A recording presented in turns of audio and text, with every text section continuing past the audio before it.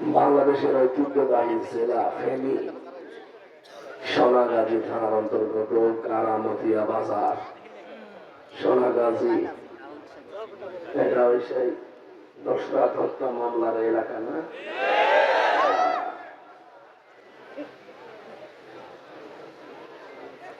একটা মানুষের কারণে প্রায় 20 জনের উপরে এখনো জেল খাটতেছে। জীবনটা তাদের নষ্ট হয়ে গেল। আমার সাথে অনেকগুলো মানুষ ছিল। এই বিবিআইয়ের যে প্রধান বনজ কুমার মজুমদার একটা কুলাঙ্গার, এই শয়তান এর কি যে বলে গালি দেবো আমি, মুখে তো আর আপনার মতো গালি নিয়ে আসতে পারছি না। পেতাম সবাই করতাম আর মুসলমান দিয়ে দিতাম। শয়তানের বাচ্চা শয়তান। এই হারাম খোরের কারণে আজ হাজার হাজার মানুষ বিপদে, বিশেষ করে এই ফুলগাজীর মানুষ না, সোনাগাজী, এরা তো আরো বেশি বিপদে। কত বড় মানুষের জীবন নষ্ট করে দিলে শয়তান। কোথায় পালিয়েছে, কোথায়? 100 টুকরা করা দরকার।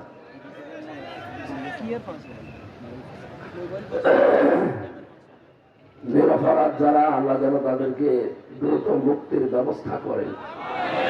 অনেক কষ্টে আছে তাদের পরিবারগুলো। একটা মানুষ জেলখানায় গেলে পুরা পরিবারটা ধ্বংস হয়ে যায়। আমি 3টা বছর ফাঁসির কন্ডেম ছেলে থেকে আসলাম, পরিবারটা সব উলট পালট হয়ে গেছে। আমার শরীরটাও কি করে দিয়েছে জালেমরা। এমন কোন টর্চার নেই যা আমার শরীরে করে নাই, সব শেষ করে দিয়েছে। শরীর এখন স্বাভাবিক হতে অনেক সময় লাগবে। এই জন্য এখন আমার মনে হয় হাসপাতালে থাকার দরকার ছিল। ডাক্তাররাও বলছে তাই, কিন্তু আপনারা তো না আসলে আবার গালি দেবেন। ঠিক আছে, একটু পরে আবার দিও। সাহাভিকারী উদয়ন যুব সংঘের উদ্যোগে নোরানিয়া হাফিজিয়া মাদ্রাসার তাফসীরুল কোরআন মাহফিল স্বনামধন্য সভাপতি বিশিষ্ট চিকিৎসাবিদ জনাব ডক্টর মোহাম্মদ ইসমাইল, বিশ্বনবী মোহাম্মদ রাসূলুল্লাহ সাল্লাল্লাহু আলাইহি ওয়াসাল্লাম বলতেন, আমার 2 জন পিতা, একজন ইসমাইল আর একজন আব্দুল্লাহ। আমি 2 জবিহের সন্তান। হযরত ইসমাইলের সাথে আল্লাহ তার গোলামকে যেন মাফ করে দেন। ইসমাইল নবীকে আল্লাহ একটা উপাধি দিয়েছিলেন, গোলামিন হালিম, সহনশীল বান্দা। যেহেতু সেবামূলক কাজে আছেন, এটা একটা ইবাদত। এটা কি? চিকিৎসা বিভাগ, স্বাস্থ্য বিভাগ, এটা ইবাদত না? বাংলাদেশের সবচাইতে বড় ইবাদতের জায়গা এইটা। 2 নম্বরের প্রশাসন। কিন্তু এই 2টা বিভাগ কিছু অসৎ মানুষের কারণে পুরাটা জাহান্নাম হয়ে গেছে। কালকে একজন ডাক্তারের ভিডিও দেখছিলাম, উনি ঔষধ লিখে দিয়েছে, রিপোর্ট গুলো লিখেছে যে এই পরীক্ষাগুলো অনেক জায়গায় করবা। লোকটা হয়তো তার পরিচিত কোনো জায়গায় করে রিপোর্ট দেখিয়েছে, রিপোর্ট দেখলাম ফেলে দিল। তাহলে মানুষ, বাস্তবতা তো আমরা টের পাই। আপনার সাথে যেখানে পরীক্ষা করতে পাঠিয়েছিলেন তার সাথে মিল মহব্বত আছে। মাসের শেষে আল্লাহ পাক আপনাকে ওখান থেকে কিছু হাদিয়া দেয়। এটা কি হাদিয়া না ঘুষ? খুযুল আতা মা দামা আতাআন ফাইদা সারা রিশওয়াতান ফিদ্দীন ফালা তাখুযুহু ফালাস্তুম বিতারিকিহি ইয়ামনাকুমুল ফাকরা ওয়াল হাজা। হযরত মুআজ বিন জাবাল রাদিয়াল্লাহু তাআলা আনহু, তাকে যদি ইয়ামেনের গভর্নর করে নবীজি পাঠাচ্ছিলেন, ঘোড়ার রেকাবের ভেতরে অলরেডি পা দিয়ে দিয়েছে। এমন সময় নবীজি তার কাছে গিয়ে বললেন, দেখো, তোমাকে একটা দেশের গভর্নর করে পাঠাচ্ছে, একটা এলাকার দায়িত্বশীল। যেহেতু তোমার হাতে ক্ষমতা থাকবে,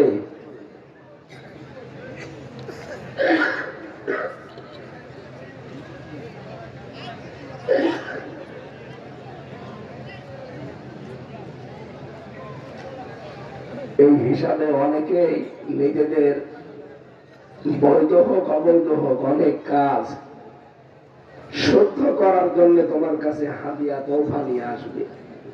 এটা কি দেশে নিয়ে আসে না? যারা দায়িত্বে থাকে তাদের কাছে নিয়ে যায়। হাদিয়া তোফা ওই পর্যন্ত গ্রহণ করতে পারবা যতক্ষণ ওটা হাদিয়া থাকে। হাদিয়া যদি ঘুষের পর্যায়ে পড়ে তখন ওইটা আর নেওয়া যাবে না। কিন্তু আমার আশঙ্কা হচ্ছে সময় এমন আসবে যে তোমাদের প্রয়োজন এবং বাস্তবতা ওই ঘুষকে হাদিয়া হিসাবে নিতে তোমাদের জন্য তোমাদের মন মানসিকতা, তোমাদের অবস্থা তোমাদের বাধ্য করবে। সেই সময় এখন বাংলাদেশে চলছে। ১,৫০০ বছর আগের কথা এটা, অথচ খাপের খাপ বাংলাদেশে মিলে গেছে না? সুতরাং আজকের ডাক্তার সাহেব ওই রকম না। আল্লাহ রাব্বুল আলামিন তার পুরা জীবনের যে সেবা পুরাটা যেন ইবাদত হিসাবে কবুল করে।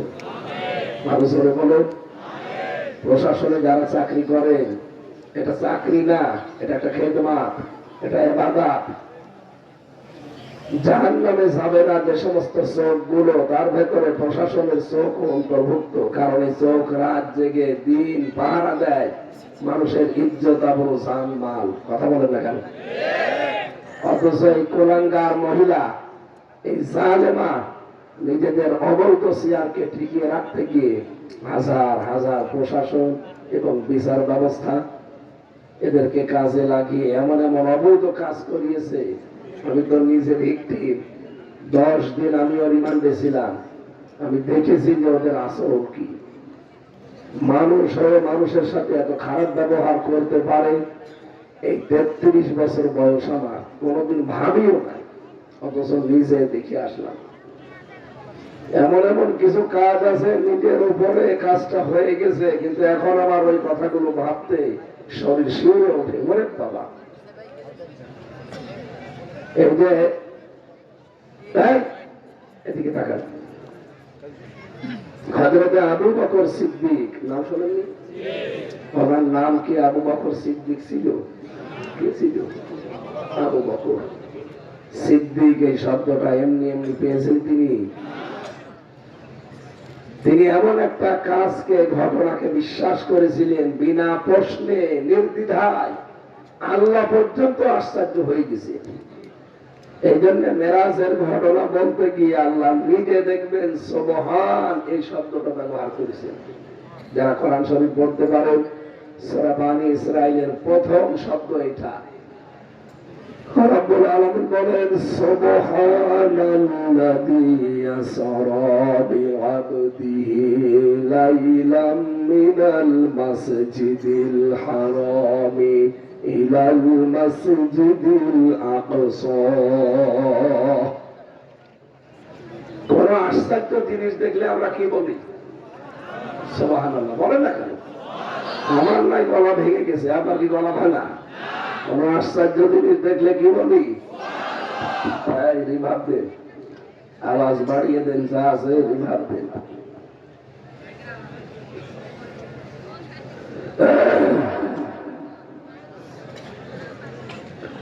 বলেন তো মেরাজের ঘটনা কত আশ্চর্য হতে পারে? না, মাইকের আওয়াজ আছে, রিভাব দেন। এই যে আওয়াজ বাড়ি খাচ্ছে, এটা বন্ধ করে দেব। এই কথা দরকার নেই। যে ঘটনা বলতে গিয়ে আল্লাহ রাব্বুল আলামিন নিজে আশ্চর্য বোধ করলেন। আবু জেহেল পর্যন্ত যে ঘটনা নিয়ে উপহাস করছিল যে মুহাম্মদের মাথায় এতদিনও ভালো ছিল, এখন দেখছি পুরাটাই আউলিয়ে গেছে। বলেন নাউজুবিল্লাহ। হযরতে আবু বকরের কাছে গিয়ে বলে, দেখো তোমার সাথী মুহাম্মদ লোকটা এতদিনও যাই হোক ছিল, আজকে সকালবেলা দেখলাম উল্টা পাল্টা বকতেছে। সে নাকি 27 বছরের একটা সফর করে এসেছে এক রাতের কিছু অংশে। এ কথা তোমার কি বিশ্বাস হয়? হযরতে আবু বকর বলে, আবু জাহাল এ কথা কি নবীজি বলেছে? বলেছে মানে এই যে এখনো পর্যন্ত কাবার চত্বরে বসে আছে, আমি শুনে আসলাম। হযরতে আবু বকর ডাক দিয়ে বলেন, দেখো আমার নবী যদি এ কথা বলে থাকে, আমি 1 সেকেন্ড আর দেরি করি না, 100 ভাগ বিশ্বাস করে ফেলেছি। সারা জীবন নদীর পানি এই লাইনে চলে, নবী যদি হঠাৎ বলে না পানি উল্টা দিকে চলছে, আমার 1 সেকেন্ড তো দেরি হবে না। কারণ কি,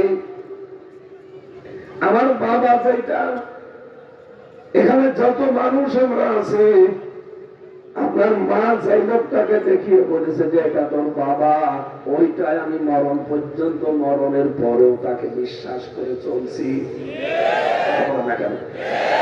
এটা যে আমার বাবা, এটাকে আমি জানি, আমার দাদা জানে, বলেন আমার দাদি জানে, কেউ জানে না দুনিয়ায়। সুতরাং একজন জানে, সেটা আমার মা, যে আমার আসল বাবাকে। জন্মের পরে উনি শুধু আমার দেখিয়ে দিয়েছে যে এটা তোর বাবা হয়, আমি তাই বলি। আমার এখন যেটা মেজ মেয়ে, ওটা ছিল ছোট মেয়ে। আমি জেলখানা যাওয়ার সময় ওকে 7 মাস রেখে গিয়েছিলাম ওই নেকড়া দেনার ভেতরে। বের হয়ে দেখি ওর 4 বছর বয়স। এর ভেতরে একদিন মাত্র দেখা হয়েছিল, কারণ আমি যোগাযোগ বিচ্ছিন্ন ছিলাম। জেল থেকে বের হয়ে যেদিন বাড়িতে গেলাম, ওর নিচে নেমে এসেছে, এসে আমার বলছে, হুজুর আমাদের বাড়ি চলেন।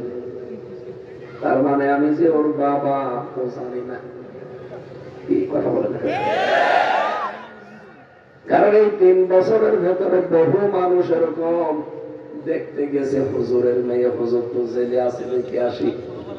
বহু আলেম ওলামা গেছে বিভিন্ন জেলা থেকে। আমি যখন গেলাম মনে করছে এরকম হুজুর তো বহু আসে, এটা মনে করি ওই রকমই একজন বলছে, হুজুর আমাদের বাড়ি চলে। ঠিক আছে সব।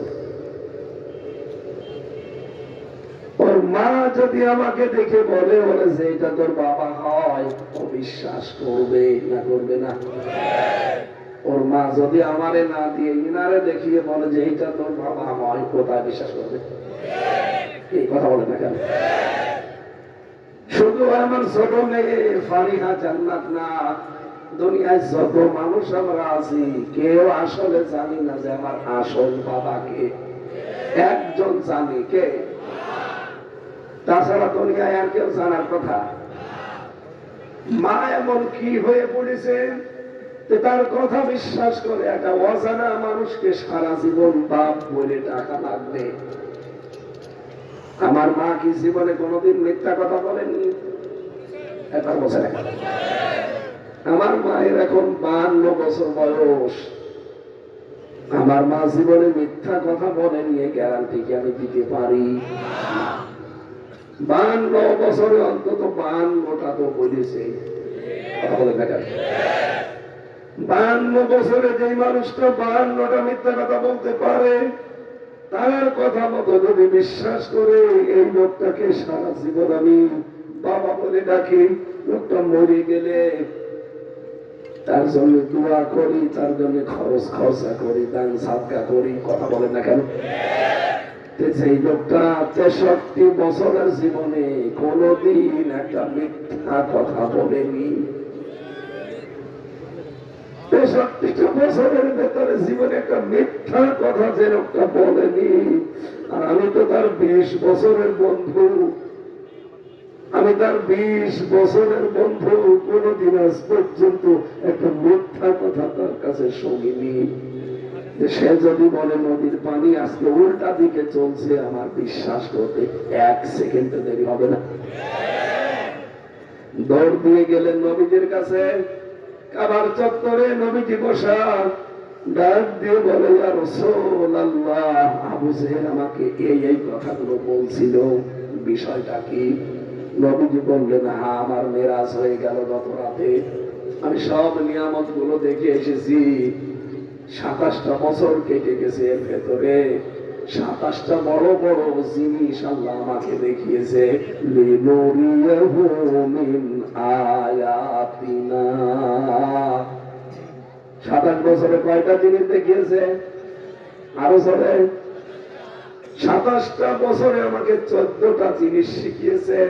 এদিকে তাকান, জিনিস দেখিয়েছে কয়টা, শিখিয়েছে কয়টা? 14টা। যেহেতু সামনে একটা নতুন রাষ্ট্র আমার হাতে আল্লাহ দিতে যাচ্ছেন, একটা রাষ্ট্রকে কল্যাণময় বানাতে হলে কি কি করা লাগে সেই কথাগুলো আল্লাহ আমাকে শিখিয়েছেন, যে এই এই কাজ যে ব্যক্তি, পরিবার, সমাজ আর রাষ্ট্রে আপনি পালন করবেন, তাহলে আমি আল্লাহ গ্যারান্টি দিলাম ওই দেশটা কল্যাণময় হয়ে যাবে।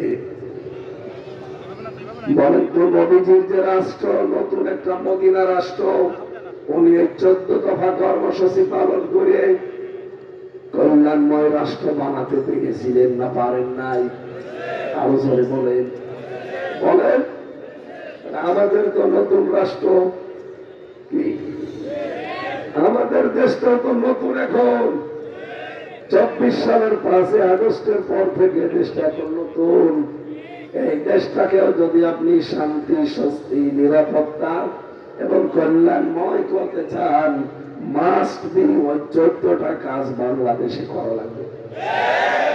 এটা কি রাজনীতি? যদি হয় এইটাই রাজনীতি। যদি আপনার কাছে মনে হয় যে এটা রাজনীতি, এটাই রাজনীতি।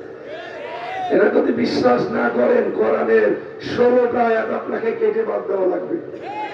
আপনার ইমান থাকবে?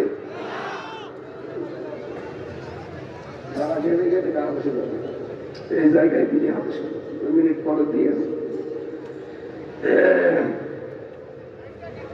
টুপি খুলে রাখলাম, মাথা ঘেমে যাচ্ছে তো, মানে জ্বর চলছে শরীরে। এখন ঔষধ খেলিয়ে ঘামে গা। না আসায় ভালো ছিল, এখন না আসলে তো আপনার আবার গালি দিলেন টাকা কমিটির তো মারবেন গা। একবার আসতেই দেয়নি, আবার এবার আসতে দিলাম, আমার মরছে হুজুর। এখানে বাধ্য হয়ে এসে কথা বলতে পারি না। শরীরে সাপোর্ট না দিলে জোর করে হয়। কণ্ঠটাও যদি সাপোর্ট দিত তাও তো হতো, কণ্ঠটাও ভালো না।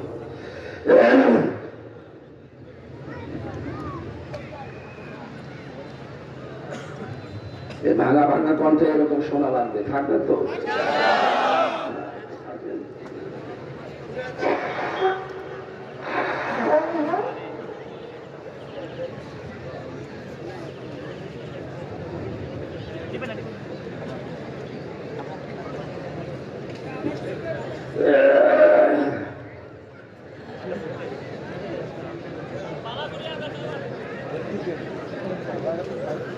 কিছুতেই হবে না, পড়ে গেছে। গলা উঠাতে হলে পাওয়ার লাগবে 1000 পাওয়ার। সেই লোহা গরম করে নাকি পাওয়ার দিয়ে এই গলা এখন এরকম 1500 মিনিট পাওয়ার দিয়ে যদি যেত, তাহলে সব রগ গুলো আবার খারাপ হয়ে যেত। গোড়া রগ হয়ে গেছে দুর্বল।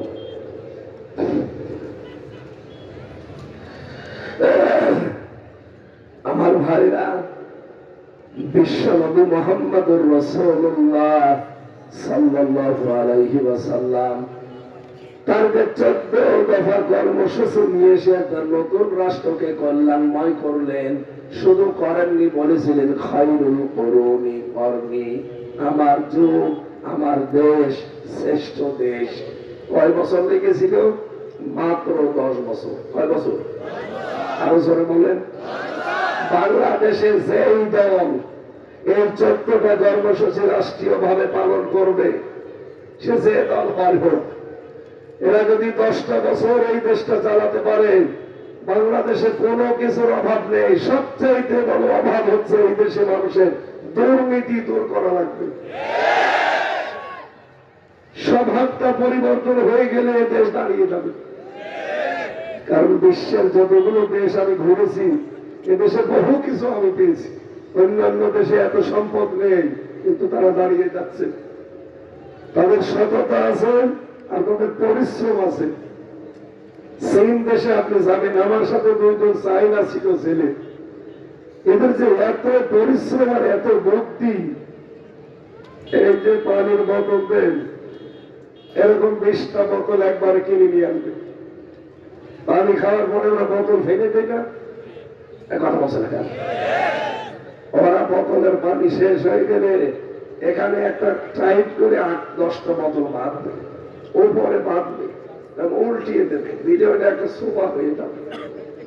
জেলখানায় তো আর সোফার ব্যবস্থা আছে? ওদের এত বুদ্ধি, এটা সোফা বানিয়ে একদিন আমাদের বলছে বসেন, ওর ভাষা দিয়ে, ওর ভাষা তো আমি হালকা হালকা বুঝতাম, 3 বছরে হালকা বুঝতাম। বসবো কোথায়, মানে ওর ভাষা দিয়ে বলছে যে সোফার উপরে বসে। সোফা তো এই যে, আরে আল্লাহ, এতদিনে 3 বছর পানি, কত পানি খেয়েছি, বোতলগুলো সব ফেলে দে। আরে কি করেছি, সোফা বানিয়েছি। দেখলাম এই বোতল 4 ভাগ করি, এই যে গ্লোব পাওয়া যায় ওখানে খুব মশা, 4 ভাগ করে গ্লোব ভেঙে ভেঙে এক একটা লাগিয়ে দেয়। একটা গ্লোব যদি আপনি কমপক্ষে একদিনে শেষ হয়ে যায়, আর ওরা এক গ্লোব ভেঙে কমপক্ষে 10 দিন ব্যবহার করে। কি বুদ্ধি আর কি কাজ দেখেছিল! ওরা দেশ বিশ্বে দাঁড়িয়ে যাচ্ছে এই একটাই মাত্র কারণ, ওদের বুদ্ধির জোরে আর সততার কারণ। মানুষগুলো পরিশ্রম খুব, সারা দিন দেখতাম খুঁটি খাটিয়ে এদিকে ওদিকে করতেই আছে। ওরাও আমার সাথে কন্ডেম ছেড়েছিল, কিন্তু কাজ নেই। দরকার হয় দেওয়ালে দেওয়ালে ভেঙে ভেঙে অক্ষর লিখবে, একজন দুইজন তো একজন আর একজনকে পড়াবে। কোনো কিছু না থাকলে দরকার হয় গাল দেওয়া শিখাবে, গালি শিখতে হয় এইভাবে। এই জন্য আমাদের উচিত হচ্ছে, সামনে যে দল ক্ষমতায় আসবে, এটা রাজনৈতিক মঞ্চ না, তারপরও কোরআনের আয়াত যেহেতু এসেছে বলছি, এদেশকে যদি সত্যি আপনি কল্যাণময় রাষ্ট্র বানাতে চান, সূরা বনী ইসরাঈলের 23 থেকে 38 এই 16টা আয়াত বাংলাদেশে কায়েম করার বিকল্প কিচ্ছু নেই। যদি কায়েম করতে না পারেন, কিয়ামত পর্যন্ত এই দেশ দাঁড় করাতে পারবেন না। হয়তো ভালো মানুষ কিছু তৈরি হবে, তাদের একার দ্বারা সম্ভব না। ভালো মানুষ হওয়া লাগবে এবং যোগ্য হওয়া লাগবে। বিশ্বনবী ডাক দিলেন, আবু বকর, এত বড় কথা তুমি বিনা প্রশ্নে বিশ্বাস করে ফেললে, তোমাকে তো আমি খালি হাতে ফেরত দিতে পারি না। আজকে তোমার নামের শেষে একটা লকব নামিয়ে দিলাম, কিয়ামত পর্যন্ত তুমি আবু বকর না, তুমি আবু বকর সিদ্দিক। উনি যে সিদ্দিক হয়েছিলেন তার প্রমাণ, সত্যকে সত্য জানার পরে উনি আর ঘাড় ঘোরাননি, উনি আর এবার টান করে চলে যাননি, বিশ্বাস করে নিয়েছিলেন। এই জন্য সেই মানুষগুলো পরিশ্রম করে খায়, যারা এবাদত, এটা ওনার যেটা এবাদত, যেটা এই পেশাটা, যদি এটাই সঠিক থাকতে পারে, কিয়ামতের ময়দানে এই সিদ্দিক মানে আবু বকর সিদ্দিকের সাথে ওনার জান্নাত নসিব হবে। আল্লাহ ডাক্তার মোহাম্মদ ইসমাইল যেন তার জীবনের ইবাদত গুলো কবুল করে, অপরাধ গুলো আল্লাহ মাফ করে দেন। অনেকগুলো মানুষের নাম আপনারা দিয়েছেন, দেখতে পাচ্ছি আমরা। বিশেষ করে মাওলানা হোসাইন মাহফুজ চুয়াডাঙ্গা, মাওলানা মুফতি জিয়াউদ্দিন, মাওলানা রকুনউদ্দিন খান, নাম না জানা অন্যান্য ওলামা ইকরাম, সামনে বসা মুসলমান ভাইরা, পর্দার আড়ালের সম্মানিতা মা এবং বোনেরা, বিশেষ করে আমি দোয়া করছি ফেনী জেলার জামাইয়ের জন্য, শহীদ জিয়া। আমি লোকটাকে মন থেকে ভালোবাসি। আপনি আমাকে খারাপ বলেন আর ভালো বলেন, যাই বলেন, আমি সারা পৃথিবীতে যেখানেই বাঙালি ভাষাভাষীর মানুষ আছে, বাংলা ভাষাভাষী, যে এই লোকটার নাম বলবেন, শুধু নাম বলতে হবে না, নামের আগে একটা লকব দেওয়া লাগবে। কি বলেন না কেন? শহীদ। আরে ভাই, তাকে তো মেরে ফেলা হয়েছিল, এই জন্য আমরা শহীদ জিয়া বলি। বাংলাদেশে আর একজনকেও মেরে ফেলা হয়েছিল, শেখ মুজিব। কোনদিন আজ পর্যন্ত শুনেছেন শহীদ শেখ মুজিব? কেন? কাজ তো দুইজনের একই। একজনকে মেরে ফেলেছে, ওকেও মেরে ফেলেছে।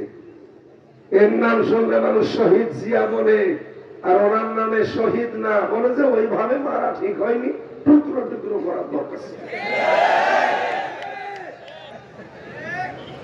একটু বেশি বলে ফেললাম, বেশি হয়নি, বেশি হয়নি, এখন হালকা হয়েছে। আমি আরাফাতের ময়দানে ছিলাম 16 সালে, ওর পাশে মসজিদে নামিরা আছে, দেখলাম ওই জায়গায় দোয়া চলছে। খুতবার ভেতরে কাবার ইমাম দোয়া করছে আপনাদের জামাইয়ের জন্য, শহীদ জিয়াউর রহমান, আল্লাহ তুমি তাকে জান্নাতের ছায়া দাও। চিন্তা করলাম এই দোয়া করছে কেন? কারণ তিনি হাজিদের মাথার উপরে নিম গাছ লাগিয়ে একটা ছায়ার ব্যবস্থা করেছে। কি জিয়া গাছ ওখানে বলে, সাজারাতুল জিয়া। আর আমরা এতগুলো মডেল মসজিদ করেও দোয়া পাচ্ছি না, কারণ মডেল মসজিদ যে উদ্দেশ্য নিয়ে বানিয়েছিল এই জাতি সেটা জেনে ফেলেছি। কয়েকটা কোলাঙ্গার ইমাম সাহেব ছিল, ওরা যদি দোয়া করবে, এমন দোয়া করে বলে আল্লাহ তুমি বঙ্গবন্ধুকে জাহান্নামের নিম্নে জায়গা দিবে। আমি নিজে এই দোয়া শুনেছি, একটা দোয়া হলো। ফেনীবাসী এবার আসেন, দল মত নির্বিশেষে করার এই অনুষ্ঠানে, যেহেতু আপনাদের এলাকায় আমি নতুন এসেছি, তেলাওয়াত কি আয়াত থেকে আমরা তাফসীর আকারে কথা বলবো। আজকে লিখেও দিয়েছেন তাফসীরুল কোরআন মাহফিল। আমার আজকের আলোচনার বিষয় হচ্ছে ভাগ্য নষ্ট হওয়া কারণ হচ্ছে গুনাহ। কি বলেন বলেন? নবীজি যেদিন মেরাজে যাচ্ছিলেন, হঠাৎ তাকিয়ে দেখলেন আকাশ থেকে কি যেন কালো কালো নামতেছে। আবার নিচের দিকে তাকিয়ে দেখলেন কি কালো পিপিলিকার মতো উঠতেছে। জিজ্ঞাসা করলেন, ইয়া আখি জিবরাইল, ও ভাই জিবরাইল, এই যে কালো কালো পিপিলিকার মতো কি ওঠে, কি নামে? ফেরেশতা বলে, হে রাসূল, এই দুনিয়াতে আপনার উম্মতেরা যে এই কাজ করে ওইটা উপরে উঠে যায়।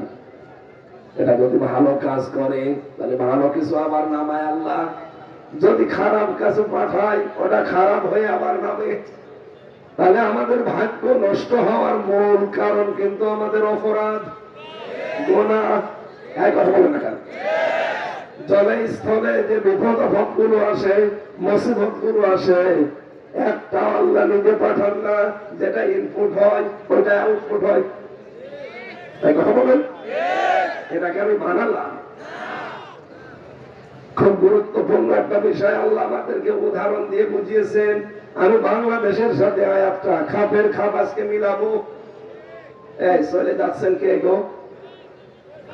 শুধু প্রসাদ পায়খানা আর বিড়ি খাওয়া বাদ দিয়ে কেউ যেতে পারবেন না, ঠিক আছে? কারণ যদি বিড়ির নিশা লাগে খেয়ে আবার চলে আসবে, ঠিক আছে? কারণ এটা চট্টগ্রাম বিভাগ, এই বিভাগের বিড়ির মাসলা আলাদা। আমাদের খুলনা বিভাগে যদি বিড়ি খেয়ে মসজিদ ছাড় দেন আমরা দাঁত খুলে ফেলবো, বন্ধ করো। কিন্তু এই চট্টগ্রাম বিভাগ আর সিলেট বিভাগে অনেক ইমাম সাহেবও বিড়ি খায়, আমি দেখেছি। তাই ইমাম সাহেব বিড়ি টেনে ফেলে দিয়ে বলছে আল্লাহু আকবার। কি গো, ওরা তো কোনি মনে ভালো করে করলো না। তার মানে এই দুই বিভাগের বিড়ির মাসলা একটু হালকা শিথিল আছে, কিন্তু আমাদের বরিশাল আর খুলনা বিভাগের মানুষেরা এই বিষয়ে খুব ঝামেলা, একটু কড়াকড়ি করে বেশি। তাই বলে বলছে না যে আপনারা বিড়ি খান, যদি খুব বেশি নেশা লাগে খেয়ে আবার চলে আসবেন তো। বলছে জি ঠিক আছে। এই যে যেগুলো উঠছিল আর কালো কালো নাম ছিল, রব্বুল আলামিন এই ওঠা নামা নবীজিকে ফেরেশতা জিবরাইল যেটা বললেন এর পক্ষে একটা আয়াত নাযিল করেছেন সূরা রূম 21 নম্বর পারা, এটা 7 নম্বর পৃষ্ঠায় আছে। 15 নম্বর লাইনে পাবেন 41 নম্বর আয়াত। যাহারাল ফাসাদু ফিল বাররি ওয়াল বাহরি বিমা কাসাবাত আইদিন নাস লিইউযিকাহুম বা'দাল্লাযী আমিলু লাআল্লাহুম ইয়ারজিউন। রাব্বুল আলামিন বলেন, জনস্থলে যে বিপদ আপদ মুসিবত গুলো আসে, যা আযাব গজব গুলো দেখতে পাও, একটা আমি আল্লাহ পাঠাতে চাই না, সব তোমাদের হাতের কামাই করা ফসল।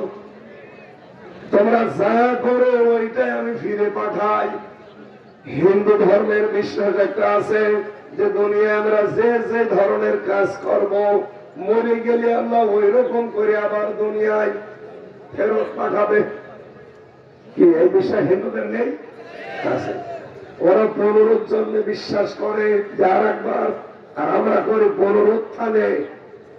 এরপরে আমরা আর আসবো না, কিন্তু আর একবার জীবিত হব সে ময়দান, কিয়ামতের ময়দান।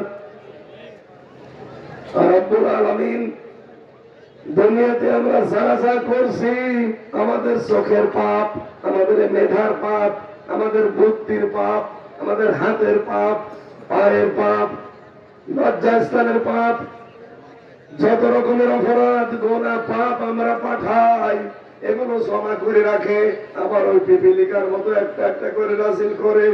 দুনিয়ায় আসতে আসতে ওগুলো অনেক বড় হয়ে যায়। এই জন্য আমাদের ভাগ্য নষ্ট হওয়ার কারণ হচ্ছে গুনাহ। কি বলেন তো? আরো জোরে বলুন।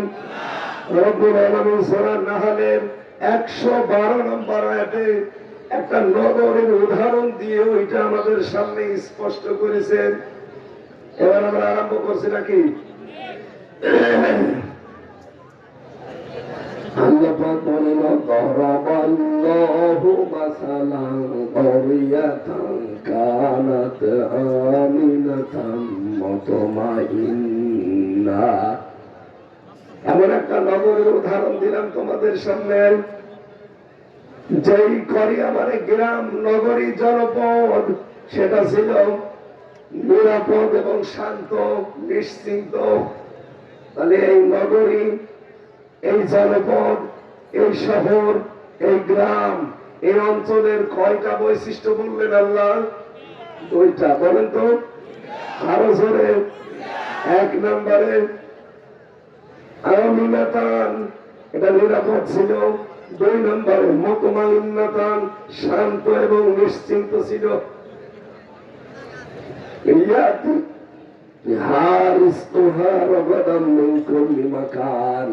সেখানে বিভিন্ন সাইড দিয়ে রিজিক আসতে থাকতো। ফাঁকা ফারাত বিআনহুমিল্লাহ। কিন্তু ওই নগরের মানুষগুলো আল্লাহর ওই নিয়ামতকে কুফরি হিসাবে ব্যবহার করলো। ফাযাকাল্লাহু লিবাসাল জুই ওয়াল খাউফি। আল্লাহ তাদেরকে স্বাদ চাকানোর জন্য 2টা গজব দিয়ে দিলেন। 1 নম্বরে লিবাসাল জু, ক্ষুধার পোশাক পরিয়ে দিলেন। ওয়াল খাউফ, ভয়ের পোশাক পরিয়ে দিলেন। বিমা কানু ইয়াসনাউন, কারণ যা করতো তারা, তার জন্য আল্লাহ এই আযাব তাদের উপরে দিলেন। এটা বাংলা অর্থ ছিল। তাফসীরে ইবনে কাসির মুফাসসিরিন লিখেছেন, এই শহরটার নাম হচ্ছে মক্কা শহর। কোন শহর? এই মক্কার আরেকটা প্রাচীন নাম আছে, তার নাম বাক্কা। নাম কি? ইন্না আওয়ালা বাইতিন বুদিআ লিন-নাস লাল্লাযী বিবাক্কাতা মুবারাকাও ওয়া হুদাল লিল-আলামিন। রাব্বুল আলামিন বলেন, পৃথিবীর প্রথম ঘর যে শহরে প্রতিষ্ঠিত হয়েছে, ওই শহরের নাম হচ্ছে বাক্কা। নাম কি? বলেন বলেন। এই বাক্কা, এই মক্কা একটা ঘর আমি আল্লাহ বানিয়েছি সর্বপ্রথম। ফিহি, তার ভেতরে আয়াতুন, আমার নিদর্শন গুলো আছে। এই যে সাফা মারওয়া, এই নিদর্শন আমার আল্লাহর। হাজরে আসওয়াদ, এই পাথরটা নিদর্শন আল্লাহর। মাকামে ইব্রাহিমের নিদর্শন আল্লাহর। এরকম বহু কিছু আমার আল্লাহর নিদর্শন ওই দেশে আল্লাহ ছড়িয়ে রেখেছেন। রব্বুল আলামিন বলেন, এই কাবা শরীফের এরিয়ার ভেতরে কেউ যদি প্রবেশ করে, আল্লাহ তাকে দুইটা জিনিস দেয়, এক নম্বরে নিরাপত্তা, দুই নম্বরে নিশ্চিন্তা। এদিকে তাকান, খাবার এরিয়ার ভেতরে প্রবেশ করলে কয়টা জিনিস পাওয়া যায়? একটা নিরাপত্তা আর একটা নিশ্চিন্তা। এখনো পর্যন্ত এটা আছে, কিয়ামত পর্যন্ত থাকবে। অথচ খাবার এরিয়া বাদ দেন, বাইরে যে দেখেন কি মারামারি, খোনাখনি, পকেট মার, ছিনতাই, রাহাজানি, প্রতারণা, ধোঁকাবাজি চলছে বাইরে। খাবার এরিয়ার ভেতরে আসলে আপনি নিরাপদ, আপনি নিশ্চিন্তায় থাকতে পারবেন। কেন? দুইটা কারণ। এক নম্বরে ওখানে কোনো শিরিক নেই, খাবার চত্বরের ভেতরে কোনো শিরিক। আরো জোরে বলেন। আরে বাংলাদেশ তো আর কাবা শরীফ না। কাবা শরীফ এখান থেকে কাবা শরীফ ৬,০০০ কিলোমিটার দূরে। এই বাংলাদেশকে যদি আমরা এখন কাবার মতো নিরাপত্তা দিতে চাই, এই দেশকে যদি আমি নিশ্চিন্তায় বাস করতে চাই, এই ফেনী সোনাগাজী থেকে কুষ্টিয়া পর্যন্ত যেতে আমি ১০০% নিরাপদ। বলেন বলেন। কমপক্ষে ১০ জায়গায় পুলিশ আমারে ধরবে, কমপক্ষে ১০ জায়গায় এই রাতের বেলা। সব ওকে তারপরও ধরে বলবে যে হুজুর দোয়া চাই। আরে ভাই, দোয়া তো করে আসলাম, যে দোয়া নিয়ে আসলেন ওই দোয়া দিয়ে যান। ১০ জায়গায় যদি নাও ধরে, কমপক্ষে ৪ থেকে ৫ জায়গায় তো আটকাবে। পদ্মা সেতুর আগে ২-৩ বার, এরপরে আরো ২-৩ বার। এই ৫-৬ জায়গায় যদি ২,০০০ করে দোয়া দেওয়া হয়, ৬ দোকানি কত? গাড়িটা কুষ্টিয়া থেকে পর্যন্ত নিয়ে আসতে কমপক্ষে ২০ থেকে ২২,০০০ টাকা খরচ আছে রাস্তায়। আমার সাথে ২ জন লোক আছে, আর আমার যে অসুস্থতা, ঔষধের উপরে টিকে আছে। জালেমরা বললাম না শেষ করে দিয়েছে। এত কিছুর পরে আপনি যাওয়ার সময় দেবেন কয় টাকা? বলে যে এত টাকা না হলে উনি আসতে চায় না। কয় টাকা দেবেন? দেখলেন যে হিসাব দিলাম, নিরাপত্তা পেয়েছি আমি এতটুকু। এরপরে রাস্তায় যদি 2 জায়গায় ডাকাতে ধরবেন। এখন তো আরম্ভ হয়েছে, গত পরশু দিনে ধরেছিল, কয়েক মিনিটের জন্য ধরতে পারবো। আমরা আসলাম, এর আগে কাজ কাম করে ওরা দেখলাম গাছ তুলে নিয়ে চলে যাচ্ছি। তার মানে আর 2-3 মিনিট আগে আসলে হামসারও খবর ছিল ওই নাটোর আর পাবনার মাঝে। দেশটা যেহেতু নির্বাচিত সরকারের হাতে না, এটা উপদেষ্টারা চালাচ্ছে। এই হিসাবে দেশে অনেকে এখন ঢালমাটাল, অনেকে এখন নিরপেক্ষতার ভূমিকা পালন করছে। বিশেষ করে এই 15.5 বছরে যে জালেমরা ছিল, জালেমদের দোসররা ছিল, তারা এখনো পর্যন্ত অনেকে অনেক চেয়ারে বসে আছে।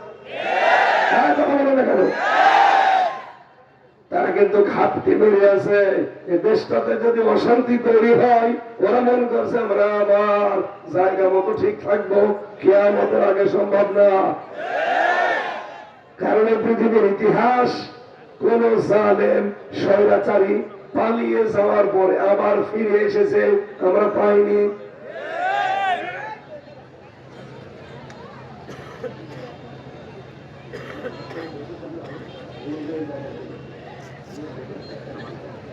আমার গায়ে বাতাস দিলে আবার এখন গলা বসে যাবে। খালি এই গলাটা যেন না ঘামে। হ্যাঁ, এখানে 1 মিনিট 2 মিনিট দেওয়া চলে যাবে। এখানে বাংলাদেশের সংস্কার আরম্ভ হয়েছে না এখন? কথা বলেন না কেন? সংবিধান সংস্কার চলছে। কথা বলেন। 17 বার সংবিধান পাল্টানো হয়েছে, কামালের লেখা সংবিধান, কিন্তু আজ পর্যন্ত আমরা কাঙ্ক্ষিত শান্তি পেয়েছি? বলেন। 96% মুসলমান এখানে। 17 বার পাল্টানো লাগবে না। আল্লাহর দেওয়া সংবিধান, কোরআনে কারিমে একটা সূরার নাম সংবিধান। কি সূরা? ফুরকান। কি নাম? ফুরকানে 77টা আয়াত আছে, 73টা ধারা দেওয়া আছে। এই 73টা ধারা যদি বাংলার সংবিধানে প্রতিষ্ঠিত করা যায়, 17 বার পাল্টানো লাগবে না। কিয়ামতের আগে পাল্টানো দরকার হবে না।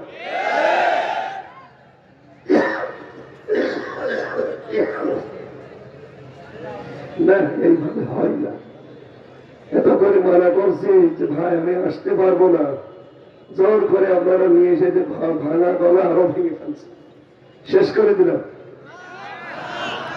এখানে তো আসতে চাই না। কিভাবে বলবো বলেন? আমি না পারলে বলবো কি করি?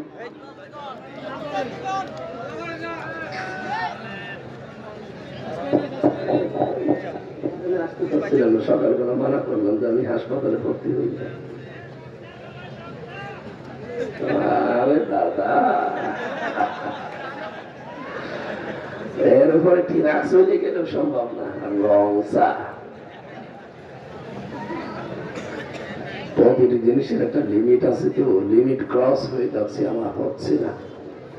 একটু জিকির করেন সুবহানাল্লাহ, আলহামদুলিল্লাহ, লা ইলাহা ইল্লাল্লাহ, সুবহানাল্লাহ। মরণের সাদাও কি এখন আসতে না? একদম কম করে বলবো।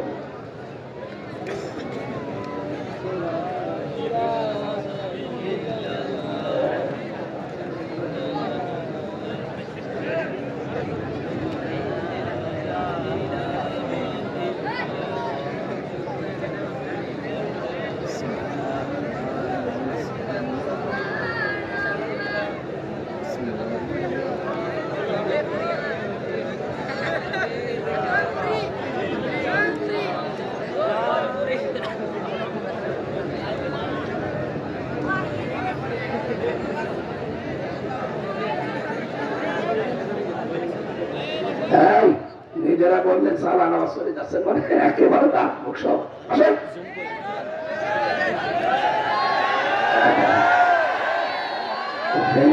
মানুষ একটু তেড়া মতো আছে মনে হয়। আপনাদের মেয়েটাও যেমন ঘাড় তেড়া, ফেনী কন্যা খালেদা জিয়া ঘাড় তেড়া। এই কারণে তো স্বামী হারিয়েছে, সন্তান হারিয়েছে, তো বাঁকা হয়নি।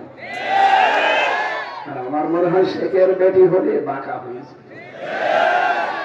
মহিলা খুব শক্ত মহিলা, এতদিন যাই হোক ছিল, এখন চিকিৎসা পেয়ে আবার কিন্তু উঠে দাঁড়িয়েছে। আপনাদের জেলার মেয়েরা তো খুব শক্ত। আমি জেলে দেখেছিলাম এই নুসরাত হত্যা মামলার যে মেয়েগুলো জেল খাটতেছে, তার পেটে বাচ্চা, কোলে বাচ্চা, এরকম ছিল না? আদালতে তুলতো, আমার সাথে আমি দেখেছি। খুব শক্ত। ওরে বাবা, ফাঁসির আসামি কারো 20 বছর জেল, তারপরও ভেতরে সেই জিনিসই আছে না, নরম হওয়ার চিজ। আমরা ফেনীর মানুষ না, আমাদের আপনি নরম করেন না, একটু বসেন, শোনা সব। আমার ভাইরা, বাংলাদেশ কাবা শরীফ না, এই দেশটাকে যদি শান্তি, স্বস্তি, নিরাপত্তা এগুলো দিয়ে যদি ঢেকে রাখতে হয়, তাহলে কাবা শরীফে যেমন শিরিক নেই, এই দেশেও শিরিক থাকা যাবে না। কারণ শান্তি দেওয়ার একচ্ছত্র মালিকানা কার? আলোচনা বলেন কার?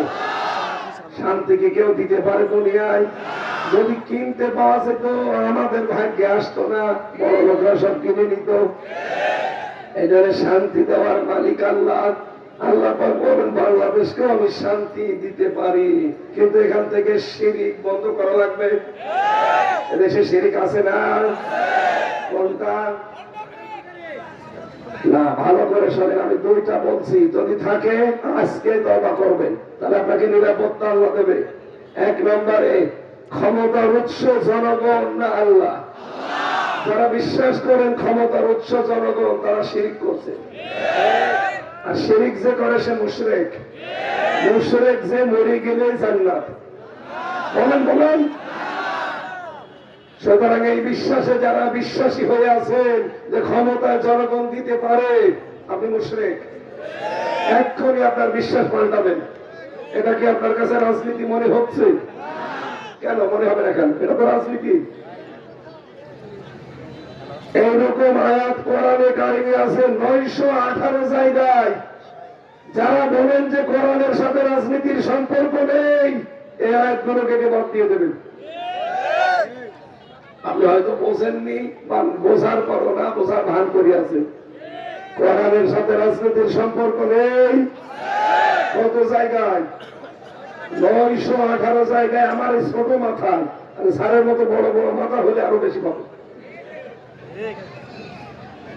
আমার ভাইরা, 2 নম্বরে সন্তান দেওয়ার মালিক একচ্ছত্র মালিকানা কার?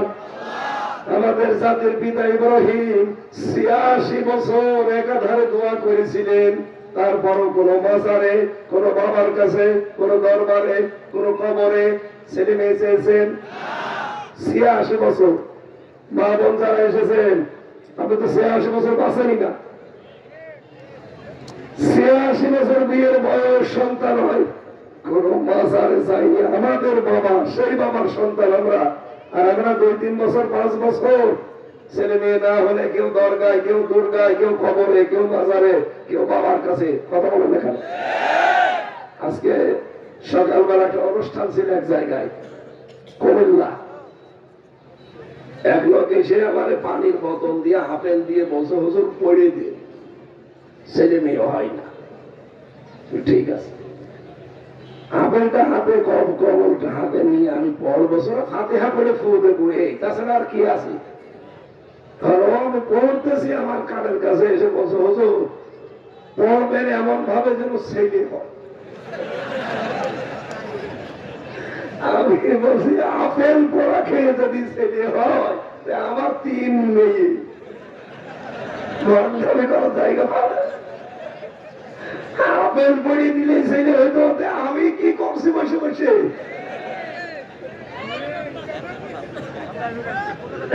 কি বিশ্বাস লোকটা দেখেছেন? হুজুর আপনি পড়ছেন, কিন্তু মেয়ে যেন না হয়, যেন ছেলে হয়, এরকম পড়া পড়েন। কত মানুষ আমাদের এই খান জাহান আলীর দরবারে যায়, সেই বাগেরহাটে, সিলেটে যায় শাহজালালের দরবারে, ছেলে মেয়ে হয় না, যে চায়। নাউজুবিল্লাহ। মুসলমান ভাইরা, এই পৃথিবীতে আল্লাহ যেটা পারে ওইটা অন্য কেউ পারে, এই বিশ্বাস করার নাম শিরিক। বলেন না কেন? সন্তান দেওয়ার একচ্ছত্র মালিকানা কার? আল্লাহ বাদে অন্য কেউ এটা পারে? কোন কারণে আপনি যাবেন? ছেলে মেয়ে না হয় না হোক, কিন্তু আমি শিরিক করে মুশরিক হয়ে মরে যেতে চাই না। কারণ যারা শিরিক করে, মুশরিক হয়ে যায়, ওই জায়গাটা আল্লাহ অভিশপ্ত বানিয়ে দেয়। কথা বলেন না কেন? ওই জায়গাগুলো যে আল্লাহ অভিশপ্ত বানিয়ে দেয়। আপনি তাকান, যে সমস্ত দেশগুলোতে আজ আগুন লাগতেছে, এখানে যে কত প্রকাশ্য শিরিক হয় আর গোনাহ হয়। আমেরিকার প্রদেশ পুড়িয়ে সরকার হয়ে গেছে, ভারতের একটা প্রদেশ পুড়ে যাচ্ছে আজ 3 দিন আগে। আগুন লেভাতে ওরা কত উন্নত প্রযুক্তি দিচ্ছে, কিন্তু না, কিছুই হচ্ছে না। 70,000 আগুন লেভানোর মেশিন সেট করেছে আমেরিকা। কত? 70,000। যত পানি দেয়, যত এই যে জিনিসপত্র ছিটায়, তত আগুন আরো বৃদ্ধি পায়। কারণ এটা তো আগুন না, এটা আল্লাহর গজব। যেখানে আল্লাহর সাথে শিরিক করা হয়, আল্লাহকে মানা হয় না, গোনার কাজ বাড়িয়ে দেয় মানুষ, তখন আমার আল্লাহ ওই জায়গা ভরত করে দেয়। রব্বুল আলামিন বলেন, এটা একটা গ্রামের উদাহরণ দিলাম। এই মক্কা এত নিরাপদ ছিল, এত শান্ত, এত নিশ্চিন্তে মানুষ বাস করত। মক্কার আশপাশ থেকে, বিভিন্ন দেশ থেকে তাদের খাবার আসতো। নিজেদের দেশে তো কোনো কিছু উৎপন্ন হতো না। এখানে যারা হাসি আছে তারা জানে, পুরা আরব জাহানে আপনি ঘুরবেন, কোন জায়গায় এখন হয়তো হয়, 1400 বছর আগে যখন আয়াত নাযিল হয়, তখন কিন্তু কিছুই তৈরি হতো না, শুধু মরুভূমি, পাথর আর পাহাড়, কিচ্ছু তৈরি হতো না। তাদের আশপাশের দেশ, ইয়ামিন থেকে, সিরিয়া থেকে, তুরস্ক থেকে আল্লাহ পাক বলেন, ইয়াতিহা রিজকুহা মিন কুল্লি মাকান। তাদের ইচ্ছা মতো খাবারগুলো আল্লাহ বিভিন্ন মাধ্যমে পাঠিয়ে দিত। আমাদের বাংলাদেশে এবার মিলানি আয়াতটা 47-এর আগে এই দেশটা যাই ছিল ছিল, 47-এর আগ পর্যন্ত কিন্তু আমরা এত ঝামেলায় ছিলাম না। এই রাজনৈতিক হানাহানি, কথা বলছেন এখানে, শুধু এতটুকুই না, আজ নিজের আপন ভাই জানের শত্রু হয়ে দাঁড়াচ্ছে। কোথায় পৌঁছিয়ে দিলেন দেশটাকে? নিজের আপন ভাই আমাকে দাওয়াত দিয়েছে, আমি খেতে গেছি, বলে না ও দল করে না, এই জন্য আপন ভাই হলেও খাবার দেওয়া যাবে না। আপনি ক্ষমতায় থাকবেন, থাকেন, তাহলে রাজনীতিকে এইভাবে কলুষিত করে ফেললেন। এ দেশটা এখন এই কলুষিত অবস্থা দূর করার জন্য কতদিন লাগবে আপনি জানেন? আমার কুষ্টিয়ার মাহবুবুল আলম হানিফ নাম শোনেননি? আমার চাচা নিজের ও 3 বারের চেয়ারম্যান আওয়ামী লীগের। আমাকে আমার বাবাকে দাওয়াত দিয়েছে খাবার জন্য। খাবার খেতে গেলাম, পরের দিন হানিফ সাহেব ওনারে কল দিয়ে বলছে, কেন হামজাকে দাওয়াত করলি? বলছে, ভাই আমার, এটা আমার নিজের ভাইয়ের ছেলে, আমার ভাতিজা, আমি একটা অনুষ্ঠান করেছি, দাওয়াত দিয়েছি। বলে না, আমাদের দল যদি কেউ না করে, সে আপন ভাই হলেও তার পরিচয় রাখা যাবে না। আমি একটা উদাহরণ দিলাম, বাস্তব এটা। বলেন আপনি কোথায় নামিয়েছেন? নিজের আপন ভাইকে আপনি জানের শত্রু বানিয়ে ফেলেছেন। এই রাজনৈতিক হানাহানি 47-এর আগে ছিল? যাক হয়ে গেল, 47-এর পরে এক ভাগ চলে গেল, আমরা পাকিস্তান হয়ে গেল, আর এক ভাগ ভারত হয়ে গেল। এরপরে এই যে 71 সালে যে যুদ্ধটা হয়েছে, এই 71 সালের দোষ একটা দলের উপরে চাপিয়ে তাদেরকে আজ সারা জীবন কালার করা হচ্ছে। বাস্তবতা আপনাকে বোঝা লাগবে। আজকে নবনীতা চৌধুরী, এটা হিন্দু সাংবাদিক, প্রায় 20 মিনিট ও কিন্তু কাজ করতো ডিবিসি, সারা তো একেবারে খোদ আওয়ামী লীগের লোকজন এই চ্যানেলে কাজ করতো। আজকে 20টা মিনিট আপনি বক্তব্য আমার কাছে আছে, ভিডিও আকারে ছেড়েছে। ও যে কথাগুলো বলছিল আমি 3-3 বার শুনেছি কথাগুলো। বাংলাদেশে 71-এর যে কাদাগুলো মানুষকে দিয়ে চেতনা বিক্রি করে আজ হাজারো মানুষকে জনগণ থেকে 15.5 বছর অনেক মানুষ বিচ্ছিন্ন করে রেখেছে, এবং কি এর আগেও বিচ্ছিন্ন করে রেখেছিল। 47-এ যারা দেশ ভাগ করেছে, ওই সময় ভারতের অত্যাচার থেকে বাঁচার জন্য আমরা আলাদা হয়ে গিয়েছিলাম। আমি ইতিহাস থেকে বলছি। বাকি 71 সালে এই দেশে যারা জামাত ইসলাম বলেন, শিবির বলেন, বা অন্যান্য নাম ইসলামী দলগুলোতে, এই মানুষগুলো কিন্তু বাস্তবতায় পাকিস্তান থেকে আমরা আলাদা হয়ে যাব এইটা মন থেকে চাইনি। এই কারণে, কারণ ওই সময় ভারত সাপোর্ট দিয়ে আমাদেরকে জয়ী করেছে ঠিক, কিন্তু জয়ের ক্রেডিট তারা নিজে নিয়েছে। এবার বিজয় দিবসের সময় ডিসেম্বরে মোদী কি লিখেছে দেখেন নাই? বাংলাদেশ স্বাধীন করেছে এই মুক্তিযোদ্ধারা, আর সে বলছে এই স্বাধীনতা আমাদের। এই কারণে এই দেশে যারা একামতে দিনের দায়িত্ব পালন করে, আপনি জামাত ইসলাম বলেন আর ইসলামী দল যেগুলো আছে তাই বলেন, এই মানুষগুলো আলেম ওলামারা ওই সময় পাকিস্তান থেকে আলাদা হতে চাইনি। এই কারণে, এই যে পাশে দাদা বাবুরা, এরা জাতে মাতাল হলেও এরা গরুর মদ খাওয়া মানুষ। জাতে মাতাল হলেও তাহলে ঠিক আছে, বাস্তবতায় এই সময় পক্ষ নিয়ে এই দেশের সব সম্পদগুলো নিয়ে গেছে। আপনার চাইতে আমি ভারতে সবচাইতে বেশি সময় কাটিয়েছি, বহু মানুষের সাথে মিশেছি। ওদের এমন কোন প্রদেশ নেই আমি যাইনি। 14, 15, 16, 17, 18, 19 এই পর্যন্ত 20 সালের পরে তো জেলে আমার যেতে দেয়নি। ওরা বুদ্ধিজীবী করে হত্যা করেছে, আমরা যেন মেধা শূন্য হয়ে যায়, এই জাতি যেন মাথা খাড়া করে দাঁড়াতে না পারে। আপনি আন্দাজে এক দোষ দিলেই হবে। 2024 সালের ডিসেম্বরের 16 ডিসেম্বর মোদী সেটা পরিষ্কার করে দিয়েছে, বাংলার স্বাধীনতা আমাদের স্বাধীনতা। বলেন নাউজুবিল্লাহ। এই দেশে তাহলে এই যে হাজার হাজার লক্ষ লক্ষ মানুষ জীবন দিল 71 সালে, ইজ্জত হারানো, এদের কোনো দাম নেই। তোমরা সাহায্য করেছিলে কেন? এ জাতি এখন বুঝে গেছে। এদের শিক্ষিত যারা, জ্ঞান পাপি না, সত্যিকারের শিক্ষিত যারা, এই মহিলা এতদিন উল্টা পাল্টা বলতো, এই নবনীতা চৌধুরী, আপনি আজকে দেখেন ইউটিউবে যার নাম লিখে সার্চ দেন, এই কথাগুলো আসবে। ও এখন বুঝে ফেলেছে যে এতদিন পর্যন্ত বিভিন্ন স্বাধীনতার চেতনার নাম দিয়ে এদেশে যারা ইসলামপন্থী তাদেরকে দাবিয়ে রাখতে চেয়েছিল একটা গোষ্ঠী, যেহেতু তারাই নেই এখন আরো ওসাতা গোপন করে ধর্মকে এখন সব সত্য কথা বলে দিচ্ছে।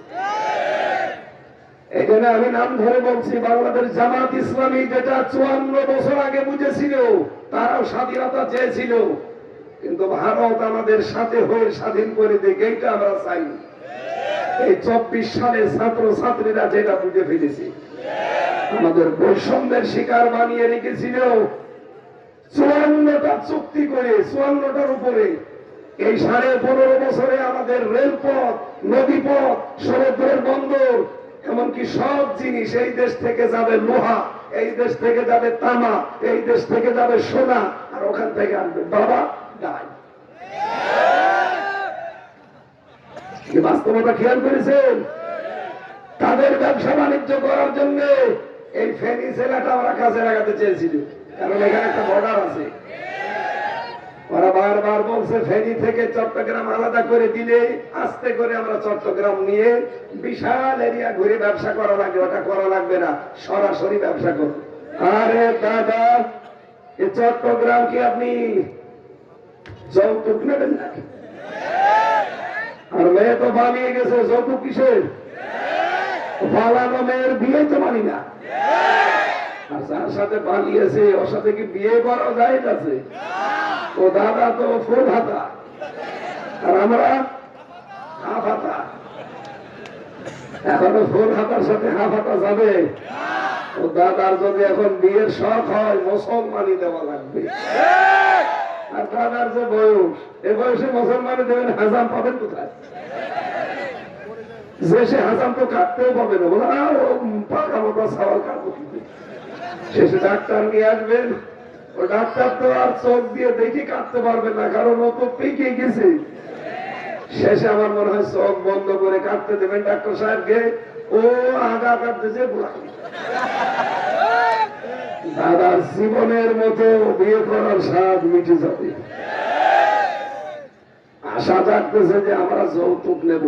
আমাদের ধর্মে যৌতুক দেওয়া জায়েজ নেই, কিন্তু এখানে যারা আছে আমাদের জন্য হালকা দায়িত্ব আছে। যৌতুক নিয়ে বিয়ে করেছেন তারা হাত করেন তো। না, ফ্যামিলি আমার মনে আছে ভালো আছে, আলহামদুলিল্লাহ।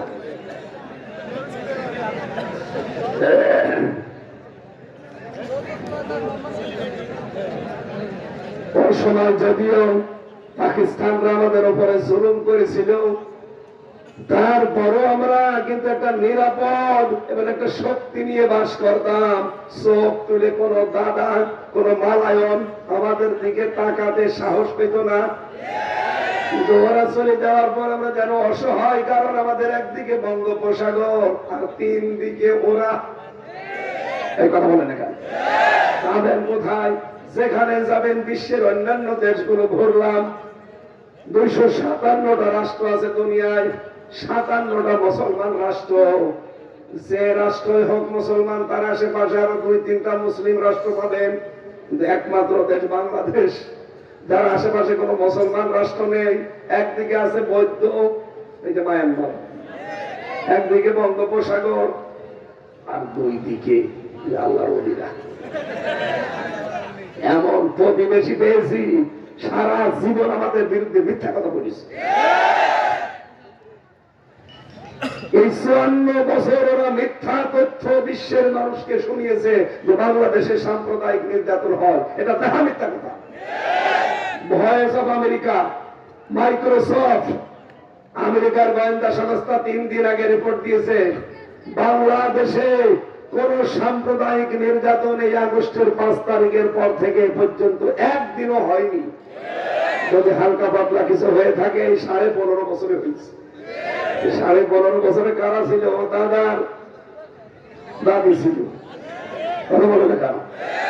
এই জন্য এখন গোবিন্দ পরামানিক, লুলু মিয়া, এমনকি মনু হালদার, এই হিন্দু নেতাগুলো এখন জানাচ্ছে যে এই দেশে যদি ইসলাম আসে, আমরা সবচেয়ে বেশি নিরাপদে থাকতে পারবো। তারা তো দেখতে পাচ্ছে আগস্টের 5 তারিখের পর থেকে তাদের মন্দিরগুলো দেশের মুসলমান আলেম ওলামারা পাহারা দিয়েছে।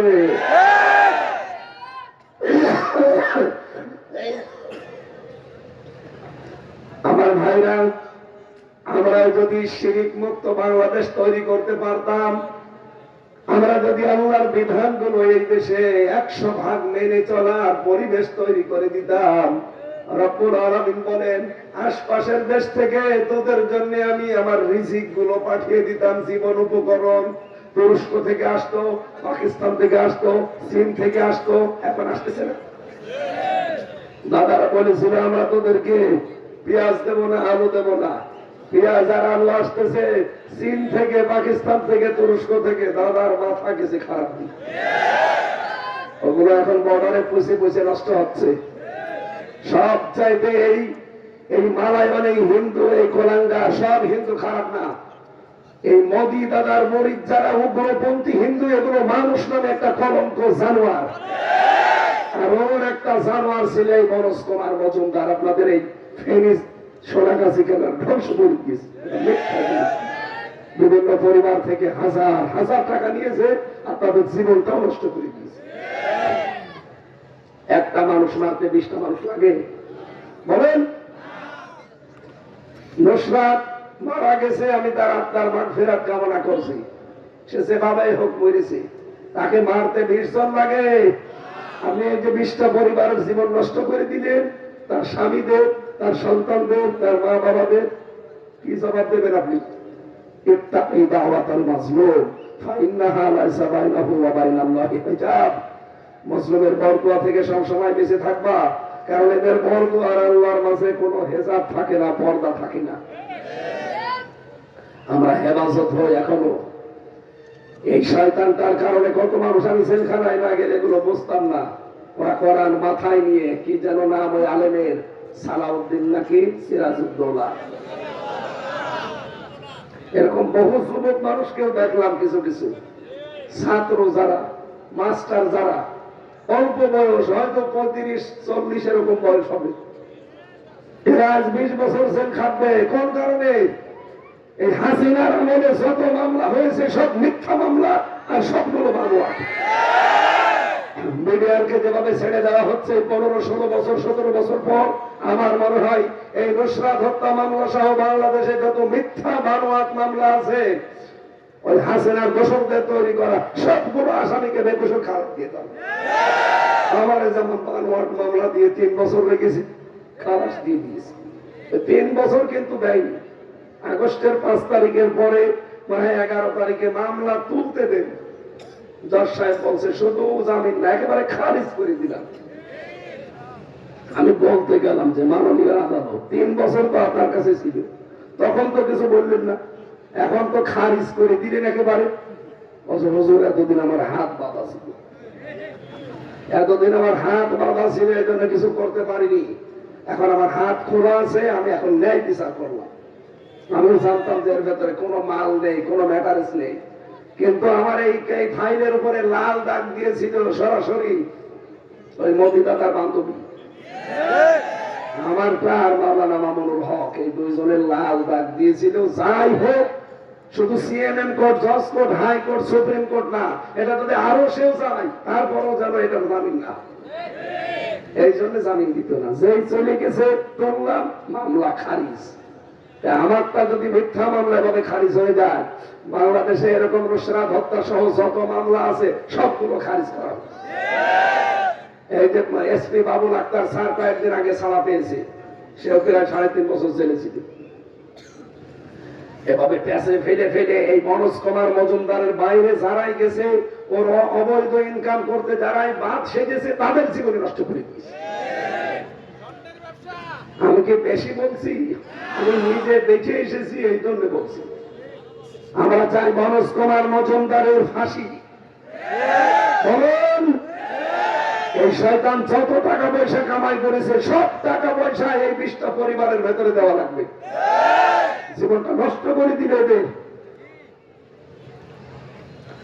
আমাদের আজ সম্পদ আসা আরম্ভ হয়েছে অলরেডি বিভিন্ন দেশ থেকে, বিশেষ করে তুরস্ক, পাকিস্তান।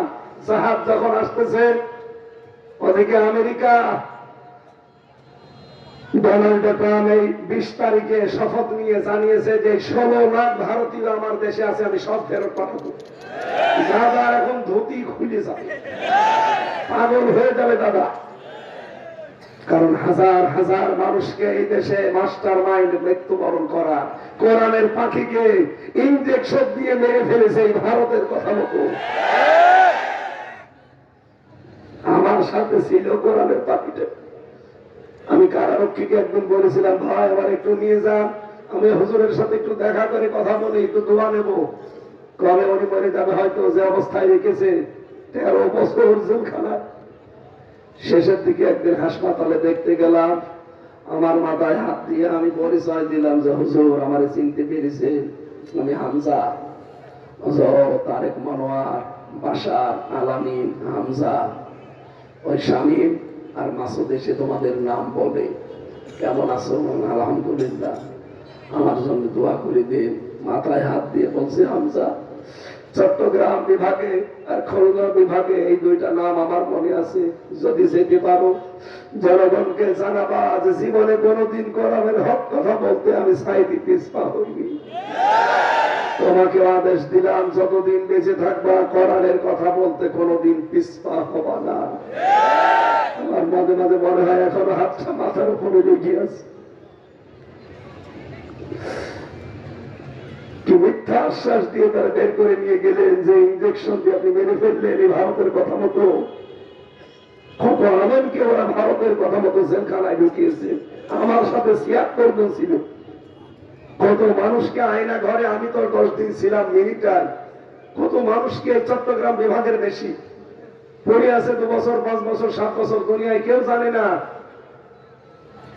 এটা কে জেলা যেন, ফেনী, এর পাশে নোয়াখালী না, ওখানকার এক আলেম আমার সাথে ছিল, মুফতি ফখরুল ভাই। উনি বলছে আমি আয়না ঘরে ছিলাম, আমার এই পায়ের ভেতর দিয়ে হাত দিয়ে সামনে লোহার ব্যারিকেডের সাথে আমার হ্যান্ডকাপ দিয়ে আটকিয়ে দিত। ঘন্টার পরে ঘন্টা না, দিনের পর দিন, বছরের পর বছর।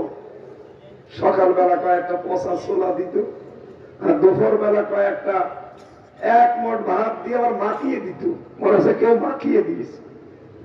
1.5-2 মিনিট সময় দিত টয়লেট করার জন্য। 24 ঘন্টা এভাবে মাছের মতো বসে থাকতাম। এই যে 60 হয়ে যে মানুষ শুয়ে থাকে, এটা যে কত বড় নিয়ামত আমি নিজে টের পেয়েছি। মাজার এই নীল দাঁড়াতে আমার ব্যথা হয়ে গেছে। শয়তানরা এত কিছু করেছে। আমি আসার দিন, তার আগের দিন কারারক্ষীকে জিজ্ঞাসা করলাম, বলছো হুজুরকে নিয়ে গেছে চিকিৎসার জন্য। পরের দিন শুনলাম, পেপার দেখলাম, আমরা তো দিনের খবর দিনে জানি না। পরের দিন শুনলাম তো মরে গেছে। মরে যায়নি, ওনাকে মেরে ফেলা হয়েছে। এই দাদাদের কথা মতো আর কত ক্ষতি করবেন এই দেশের মুসলমানদের। এই জন্যই তো 24-এর তরুণ প্রজন্ম এখন সব হয়ে গেছে দাদা বিরোধী। দেশে আর দাদাদের কোনো কৃষ্ণর কাছে লাগবে না। যতগুলো ওরা চুক্তি করেছিল ওদের নিজেদের স্বার্থে, চিন্তা করেছে যে মেয়ে তো চলে এসেছে, কন্যা তো এখন আরো দেশে নেই, কিন্তু এই দেশের এই চুক্তিগুলো তো ইউনুস বাতিল করে দেবে। এখন যে বিপদে পড়লে দোয়া পড়বে, সে দোয়াও পড়তে পারে না। দোয়ার নাম কি? ইউনুস দোয়া পড়তে পারবে। বাধ্য হয়ে চেষ্টা চালাচ্ছে এখন বাইপাস রোডে কারে ধরা যায়, কারে ধরা যায়। বিএনপির ভেতরে 2 গ্রুপ আছে, একটা ডান একটা বাম। এই বামদেরকে ওরা হাত করে এদেরকে কিছু প্রেসক্রিপশন দিয়ে এদের মাথাও নিয়ে এখন এদের মাথায় কাঁঠাল ভেঙে খাওয়ার চিন্তা চালাচ্ছে। তারেক জিয়া পাগল হয়ে যাচ্ছে ওখান থেকে। ম্যাডাম বেগম খালেদা জিয়া মুখে কুলো পিঠে বসে আছে। আর এই দেশের কিছু উটকা ফুটকা আন্দাজে আওয়ামী লীগ থেকে এসে বিএনপিতে নাম লিখিয়ে তারা এখন পাগলের মতো প্রলাপ বকতেছে। আরে ভাই, বাস্তবতা আপনারা না বুঝলে আমি জানি, কারণ একবার কাছে থেকে দেখে এসেছি ওদের। ওরা কি করে, ওদের মেশিন পত্র কি সব আমার জানা আছে। ওরা দেখছে এই দেশের তরুণ প্রজন্ম যা, এরা ইতিহাস এখন সব এদের জানা। এরা জীবনও আমাদের মানবে না। আমাদের সাথে পৃথিবীর কারো মিল নেই। আপনি দেখেন, ভারতের সাথে পাকিস্তানের মিল নেই, আফগানিস্তানের মিল নেই, ভুটানেরও মিল নেই, মালদ্বীপের মিল নেই, শ্রীলঙ্কার মিল নেই, এই যে মায়ানমারের মিল নেই। চীনের সাথে তো দা কুমড়ার সম্পর্ক। আমাদের সাথে মিল ছিল, কন্যা ছিল, কন্যা নেই, মিল নেই। চিন্তা করছে এতগুলো চুক্তি করলাম, কি করা যায়? এই কারণে এখন ওরা এই বাম কিছু আছে এদের মাথায় ভর করে কাঁঠাল ভাঙতে চায়। তারেক জিয়া অত পাগল না, আপনাদের ভাগ্নে না যে পাগল শামসুদ্দিন না। বেশি ঝামেলা করলে আপনাকে সহ যে কটা মাথা খারাপ হয়েছে এই মাথা খারাপ গুলো দরকার হয় দাদার কাছে পাঠিয়ে দেবে। তাও এই দেশটা আর কোনদিন ভারতের করদার্য করতে আমরা দেবো না ইনশাআল্লাহ। এদেশে এখন খবর আসবে, খাবার আসবে, দরকার হয় তুরস্ক থেকে, চীন থেকে, পাকিস্তান থেকে, সৌদি আরব থেকে। এই কথা বলছে না কেন? কোনো দরকার নেই, ওদের সাথে কোন রাষ্ট্রের সম্পর্ক নেই, তারা চলতে পারছে না। ভুটানের মতো ছোট রাষ্ট্র যদি চলতে পারে, আমাদের কাছে কেউ না থাক, কে আছে? ওদের যত মানুষ তার চাইতে মানুষের সংখ্যা হয়তো আমাদের 6-7 গুণ কম আছে। আমরা মাত্র 18 কোটি, আর ওদের 150 কোটির উপরে হোক। কিন্তু একটা জিনিস আমাদের বেশি আছে, আমরা গরুর মদ খাই না, গরুর দুধ খাই। হ্যাঁ, কথা বলেন না কেন? আমরা গরুর মালিক চিনি, তাকে মানি।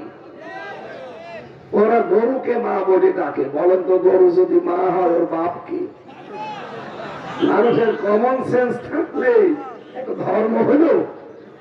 এখানে শিক্ষিত হিন্দু যারা, আমি কয়েকদিন আগে যশোরে এক অফিসার, বিসিএস ক্যাডার, কলেজের অধ্যাপক, ওনারা বলছিলাম যে স্যার, আপনাকে আমি মুসলমান হতে বলি না, আপনি শুধু আমার এই কোরআন শরীফটা বাংলায় 3 বার পড়বেন বুঝে বুঝে। উনি 3 মাস পরে দেখলাম নিজেই মুসলমান হয়ে গেছে। এই জন্য যারা সচেতন মানুষ না, তারা ফিরে আসতেছে, আর আমরা দেখতে পাচ্ছি সব ফিরে আসবে ইনশাআল্লাহ। রব্বুল আলামিন বলেন, ফাকাফারাতু বিআনহুমিল্লাহ, এই মানুষগুলো আল্লাহর নিয়ামতের সাথে কুফরি আরম্ভ করলো। যখন ওদের ইয়ামেন থেকে, সিরিয়া থেকে, তুরস্ক থেকে খাবার পাঠাতাম দেশে, কিন্তু এই মানুষগুলো আল্লাহর নিয়ামতের সাথে কুফরি আরম্ভ করলো। আলাম তারা ইলাল্লাযীনা বাদদালু নি'মাতাল্লাহি কুফরা ওয়া হাল্লু বাইনাহুম কাওমাহুম দারাল বাওয়ার। ওই মানুষগুলো আল্লাহর নিয়ামত যারা পাল্টিয়ে ফেলে, হে নবী আপনি কি তাদের দিকে লক্ষ্য করেননি? আল্লাহর নিয়ামতে পৃথিবীতে সবচাইতে বড় কোনটা? কোরআন। এই দেশে কোরআনের 2-1টা বিধান চাইছিল, এই জালেমরা 15.5 বছরে তাদের কথা মতো সেটা পাল্টিয়ে দিয়েছে। শিক্ষা ব্যবস্থায় নবীজির জীবনী ছিল, পাল্টিয়ে দিয়েছে। আবু বকরের জীবনী ছিল, পাল্টিয়ে দিয়েছে। এত বলছে না কেন? কোন জায়গাটা বাদ রেখে গেছে বলেন? আবার চালু করতে চেয়েছিল শরীফ শরীফা দিয়ে সমকামিতা, পুরুষে পুরুষে বিয়ে করবে, নারীতে নারীতে বিয়ে করবে। এটা তো কত বড় গুনার কাজ, আল্লাহর পুরো সিস্টেমকে পাল্টিয়ে ফেলা। সেদিন কুষ্টিয়ায় 2 জন মহিলা বলছে আমরা 2 জন বিয়ে করব, যদি বিয়ে না দেন আমরা মরে যাব। আরে আপা, আপনারা নিজেরা নিজেরা বিয়ে করবে, তা আমরা কি ঘাস কাটছি? আমরা কি করব? এটা ইহুদিদের চক্রান্ত। হাজার হাজার বছর আগে লোক নবীর উম্মতদেরকে যেমন এই সমকামিতায় লিপ্ত করে জর্ডানে এখনো যান, সে জায়গাটা ডেড সি হয়ে গেছে, মৃত সাগর। বাংলাদেশকে ওরা এই বঙ্গোপসাগরের সাথে মিলিয়ে মৃত সাগর করার চিন্তা ছিল। জেনা ব্যবচার বেড়ে গেলে, আল্লাহর নিয়ামত পাল্টিয়ে গেলে কি হয়? আমেরিকায় তাকান, আগুনের পর আগুন চলতেছে। এই দেশটাকেও তারা ধ্বংস করার জন্য উঠে পড়ে লেগেছিল এই দাদাদের পেছির মতো, কিন্তু পারে নাই, আল্লাহ বাঁচিয়ে দিয়েছে। আগামীতে যা তৈরি হবে, বিচার ব্যবস্থা হোক, শিক্ষা ব্যবস্থা হোক, স্বাস্থ্য খাত হোক, সব চলবে আল্লাহর কোরআন দিয়ে। ক্ষোধা এবং ভয়, এই 2টার পোশাক আল্লাহ আমাদের দেবে না। কারণ আমরা যা করছি, এই কাজগুলো যত ভালো ভালো কাজ আমরা উপরে তুলতে পারবো, ওখান থেকে ভালো ভালো নিয়ামত নামবে। নবীজি যেটা কালো কালো পিপিলিকা দেখেছি।